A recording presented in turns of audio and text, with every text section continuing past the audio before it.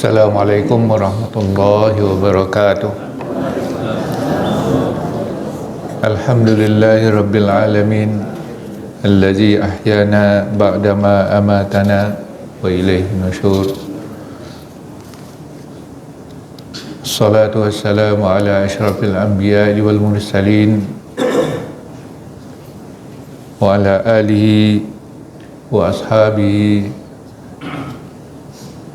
wa man tabi'ahum wa man ittaba'al huda ila yaumin nusyur. Amma ba'du, fa ya ayyuhal muslimun rahimakumullah, Allahumma 'allimna ma yanfa'una wanfa'na bima 'allamtana innaka antal subhanaka la ilma lana illa ma 'allamtana innaka antal alimul hakim. Syukur alhamdulillah, pada pagi ini kembali kita menyambung pelajaran akidah ini. Pada kesempatan ini kita sudah sampai kepada bagian akhir dari kitab Kifayatul Awam ini, yaitu halaman 82. Khatimah, penutup.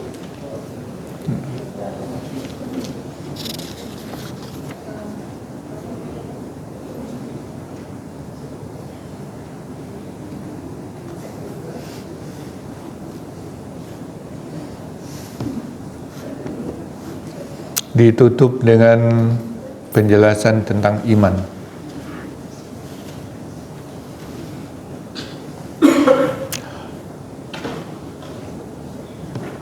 Bismillahirrahmanirrahim. Qala al-musannif rahimahullah, khatimah. Al-imanu lughatan mutlaqut tasdiqi,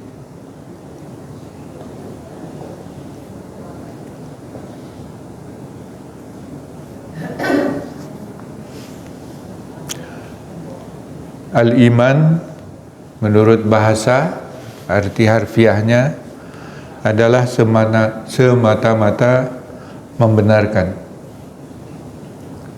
Ya, secara umum seseorang yang membenarkan sesuatu, itu namanya sudah iman secara bahasa. Wa minhu qauluhu ta'ala hikayatan an auladi Ya'qub wa ma anta bimu'minin lana. Ya. Contohnya diantaranya adalah firman Allah Ta'ala menceritakan tentang anak-anak Ya'qub. Mereka mengatakan kepada Ya'qub, wa ma anta bimu'minin lana, engkau tidak akan percaya kepada kami. Ini dalam surat Yusuf, ketika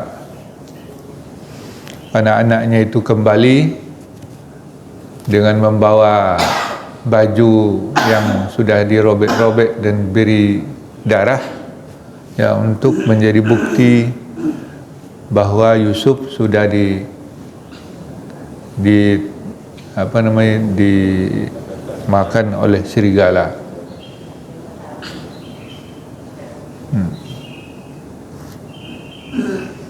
Kata mereka, meyakinkan engkau mungkin tidak akan percaya kepada kami. Ma anta bi mu'minin. Mu'minin itu percaya, ya, dalam pengertiannya secara harfiah. Wa syar'an, dan menurut syarak, iman itu apa? At-tasdiqu bi jami'i ma jaa'a bihin nabiyyu sallallahu alaihi wasallam.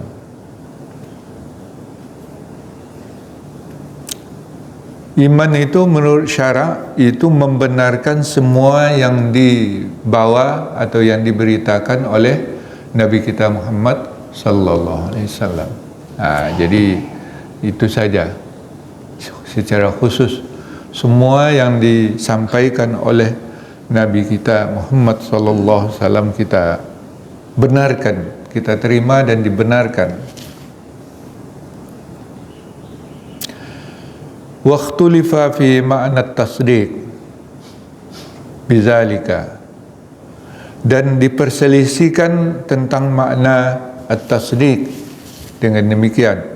Faqala ba'duhum, maka sebahagian mereka berpendapat huwal ma'rifah, at-tasdiq itu adalah al-ma'rifah, yaitu pengetahuan. Ya. Fakullu man arafa ma jaa bihin nabiyyu sallallahu alaihi wasallam fahuwa mu'min. Maka ada siapa yang mengetahui, yang mengenal, yang mengetahui semua yang disampaikan oleh Nabi sallallahu alaihi wasallam, fahuwa mu'min, maka dia itu berarti sudah mukmin atau beriman. Tapi pendapat ini adalah batil. Wa yuraddu ala hadzal tafsir, dan tafsir seperti ini ditolak. Annal kafir arif, sesungguhnya orang kafir itu mengetahui dia, ya, tahu dia apa yang disampaikan oleh Rasulullah SAW. Tapi orang kafir itu tentu tidak beriman, dan dia disebut kafir, artinya lawan dari mukmin.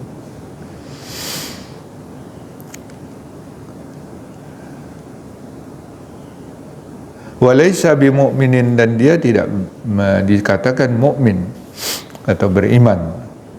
Wa hadzal tafsir aidan, dan penafsiran ini, definisi yang menyamakan antara iman dengan ma'rifah itu tidak sesuai dengan pendapat jumhur dari ulama. Wa annal muqallida, apa kata jumhur? Sesungguhnya muqallid, al-muqallid yaitu orang yang bertaklid, yang mengikut saja, itu dihukum mukminun. Annal muqallida mukminun ma'a annahu laisa bi'arif. Sesungguhnya orang bertaklid itu sudah termasuk mukmin, bersamaan bahwa dia padahal dia tidak mengetahui, hanya mengikut saja.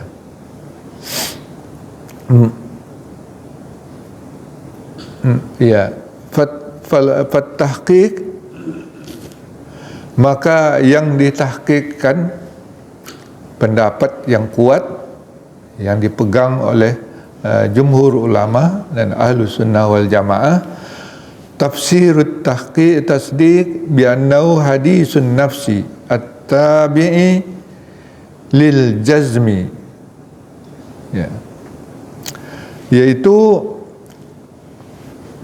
tasdik itu adalah kata hati, ya, yaitu bisikan kalbu kita, hadisun nafsi at-tabi'i, yang disertai dengan kepastian atau memastikan.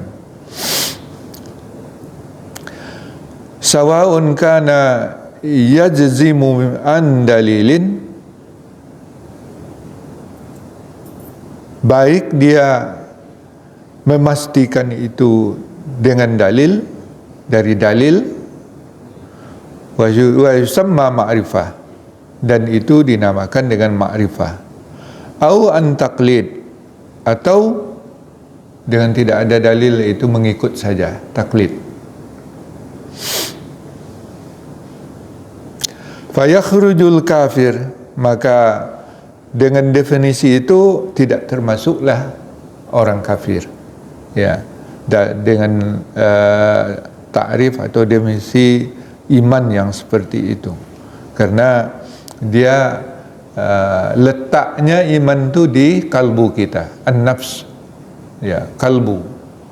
Oleh sebab itu dalam bahasa lain disebutkan iman itu adalah tasdiq bil qalbi, yaitu membenarkan dengan kalbu kita. Nah, itu yang disebut hadisun nafsi.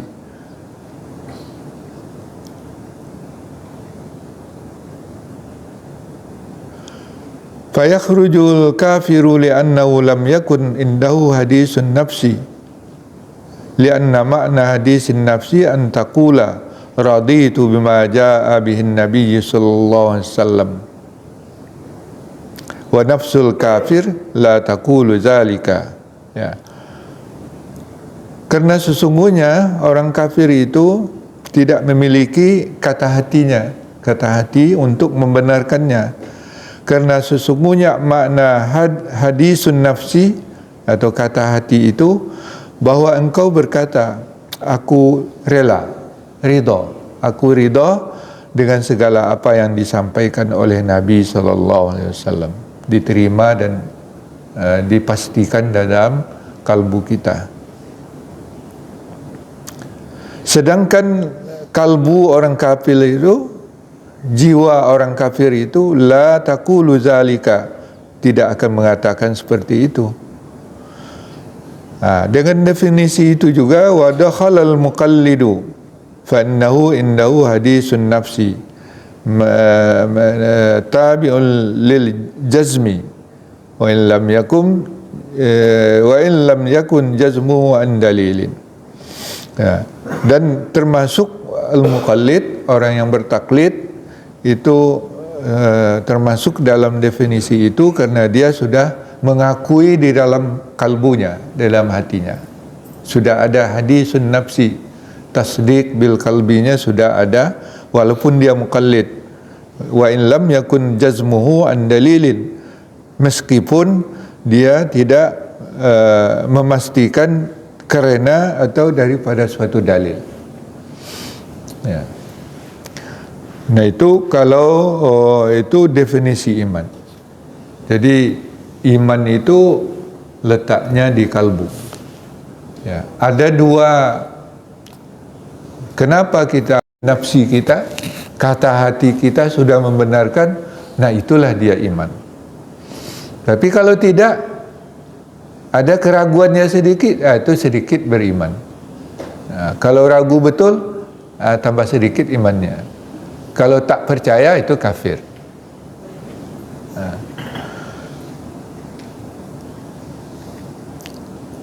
Itulah definisi iman. Jadi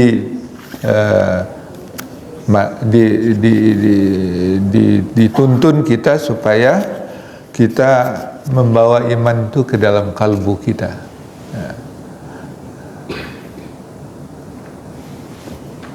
Dengan memastikannya. Kemudian wa mimma yajibul iman bihi aidan ma'rifatu nasabihi sallallahu alaihi wasallam min jihati abihi wa min jihati ummihi. Dan di antara yang wajib dipercaya juga adalah mengetahui nasabnya Rasulullah sallallahu alaihi wasallam. Mengetahui, ya. Lebih baik kalau dihafal. Apa gunanya? Itu untuk mengetahui nasab Rasulullah SAW dari nenek moyangnya, yaitu Nabi Ibrahim. Jadi Nabi Muhammad itu adalah keturunan Ismail bin Ibrahim. Dari mana kita mengetahui? Dari riwayat-riwayat yang disepakati oleh para ulama, karena kebiasaan orang Arab yang menurunkan garis keturunan. Jadi saya menceritakan nenek moyang saya kepada anak saya menceritakan kepada anaknya, terus seperti itu. Itu sudah menjadi tradisi bagi orang Arab. Kalau kita kan enggak. Kalau saya hanya yang tahu saya kakek saya, datuk. Jadi ayah saya, itu ayahnya ayah saya, itu datuk saya. Siapa ayah datuk saya itu saya tidak tahu lagi. Ya. Kerana tidak ada kebiasaan kita Nabi kita Muhammad sallallahu alaihi wasallam itu juga keturunan para nabi, yaitu Abul Anbiya Ibrahim alaihissalam, yaitu melalui jalur Ismail. Nah itu wajib kita percaya. Ya. Dibuktikan dengan nasabnya yang disebutkan oleh ahli tarikh, mu'arrikhun, oleh orang-orang ahli sejarah dari pihak fa amma nasabu sallallahu alaihi wasallam min jihati abihi, dari jihad bapaknya, yaitu Sayyiduna Muhammad ibn Abdullah ibn Abdul Muttalib ibn Hashim ibn Abdul Manaf, ibnu Qusay ibnu Kilab ibnu Ka'ab ibnu Lu'ay bil Hamzah, bisa juga tadi dengan tanpa Hamzah, Lu'ay atau Lu'ay, ya, tanpa Hamzah, dengan Hamzah atau tanpa Hamzah. Wa tarkuhu ibn Ghalib ibnu Fihir ibnu Malik ibnu Nadar ibnu Kinana ibnu Khuzaimah ibnu Mudrikah ibnu Ilyas ibnu Mudar ibnu Nazar ibnu Ma'ad ibnu Adnan.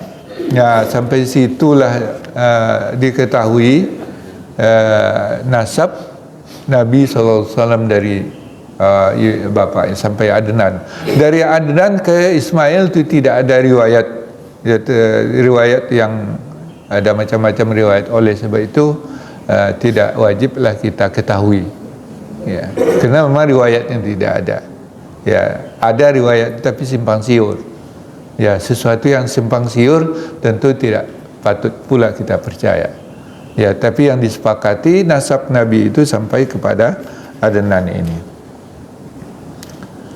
Wal ijma' munaqid ala hadzan nasab ila Adnan, dan itulah ijma' ulama yang tersimpul atas nasab ini sampai kepada Adnan. Walaysa fi ma ba'dahu ila Adam, dan tidak ada riwayat, maksudnya nasab Nabi itu setelah atau di atas Adnan sampai kepada Nabi Adam alaihissalam. Jadi itu tidak ada tariqun sahihun, ya, jalur riwayat yang sahih fi ma yanqulu fi ma yunqalu, pada apa yang diriwayatkan oleh para rawi. Ya, itu nasab Nabi dari pihak ayahnya. Wa amma nasabu min jihati ummihi, adapun nasabnya dari pihak ibunya, yaitu Aminah binti Wahab ibnu Manab ibnu Zuhrah ibnu Manab ibnu Manab ini haza ghairu Abdul Manab jadduhu sallallahu alaihi wasallam. Abdul Manaf itu sanamo dengan kakek pula buyut Nabi sallallahu alaihi wasallam, bukan yang buyut Nabi, tapi Abdul Manaf yang lain. Ya. Abdul Manaf ini Ibn Kilab, salah seorang kakek Rasulullah SAW. Fatajtami'u ma'ahu ummuhu fi jaddihi Kilab. Maka keturunan Aminah dengan Abdullah, yaitu ibu dari Rasulullah SAW, dengan bapaknya ketemu nasabnya pada kakek buyutnya yang bernama Kilab. Nah, itu keturunan Kilab sampai ke atas sama dengan sampai kepada Adnan. Ya. Wa yajibu an yu'lama annahu sallallahu alaihi wasallam, dan wajib juga diketahui annahu sallallahu alaihi wasallam, kulitnya itu warna kulitnya putih kemerahan. Ya. Itu di riwayat-riwayat yang datang ya tentang sosok Rasulullah, tapi gambarnya siapa yang sudah bermimpi dia berkulit putih berkulit putih kemerahan, wajahnya bulat, ya, hidungnya mancung, pipinya seperti ya, penuh, ya. Senyumnya itu meredupkan matahari, ya. Maka itu benar, itu adalah Rasulullah SAW. Ya. Dia diri pribadi Rasulullah SAW itu sangat menarik, ya, orang, ya. Dan Yusuf Itu yang paling ganteng, tapi menurut riwayat lebih ganteng Nabi kita Muhammad sallallahu alaihi wasallam.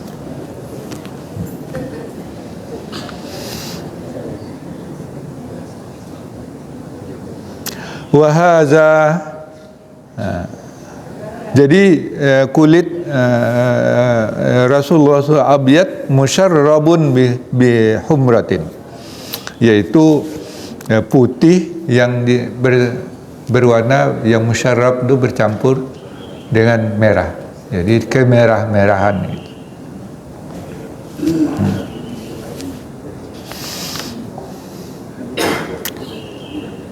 Ala ma qalahu ba'duhum, itu menurut riwayat sebahagian mereka yang diceritakan oleh para sahabat. Wa hadza akhiru ma yassarallahu bihi min fadlih, dan inilah akhir dari uraian yang sudah dimudahkan oleh Allah Subhanahu wa taala dengan karunia-Nya. Wa sallallahu ala sayyidina Muhammadin wa ala alihi wa sahbihi wa ala ahli baitihi. Ya. Dan semoga Allah memberikan salawat kepada Nabi kita, kepada junjungan kita Muhammad, dan kepada keluarganya, dan kepada sahabatnya, dan kepada ahli baitnya, manakala setiap kali orang yang mengingatnya, dan setiap kali orang yang lupa melupakannya. Pokoknya selalulah Allah memberi selawat. Walhamdulillahi rabbil alamin. Maka tamatlah kitab Kifayatul Awam ini kita baca. Mudah-mudahan ya dengan itu kita tertuntun iman kita, dan mudah-mudahan juga iman kita diterima oleh Allah Subhanahu wa taala. Wallahu a'lam bissawab. Kalau ada yang kita diskusikan, silakan.